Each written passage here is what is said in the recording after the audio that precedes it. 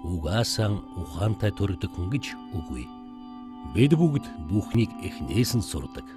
Бид төрөхдөө ярьж, явж сураагүй байдаг. Мэдээж тоо бодож бүрж чадахгүй. Нэмэх хасах, унших, бичих, дугуй унах гэд шууд мэддэг чаддаг юм бидэнд бараг үгүй. Эйнштейн ч гэсэн 10 хүртэл тоолж чаддаггүй үе байсан. Алдарт Шекспирч бидэнтэй адил А, Б үсэг ангасан заалгаж л байсан. Гэхдээ хамгийн сайхан нь хүн бүрт сурах авьяас заяасан байдаг.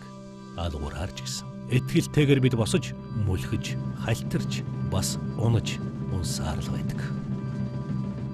Нэг өдөр итгэлтэй алхаад явх хүртлээр аймаар, гайхмаар, хэцүүч байсан бид оролцсоор л байдаг билээ. Нэг хөлийг нөгөөгийнхөө өмнө тавьж алхдаг шиг нэг санаа нөгөөгийнхэн араас төрөн гарсаар байдаг. Хариулт буруу байсан ч тэр бодол бүр бидний тарих оюуныг улам хүчрхжүүлдэг.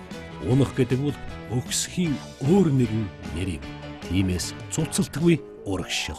Энэ бол хинч сурч чадна, хаанч ойлголцож болно гэсэн энгийн зарчимтай хорвоо ертөнцийн хамгийн гайхалтай сайхан эдрэтэй нарийн үйл явц билээ. Та хинч вэ? Хаанч байсан нэг л зүйл этгэлтэй байх хэрэгтэй. Та юу ч сурч чадна.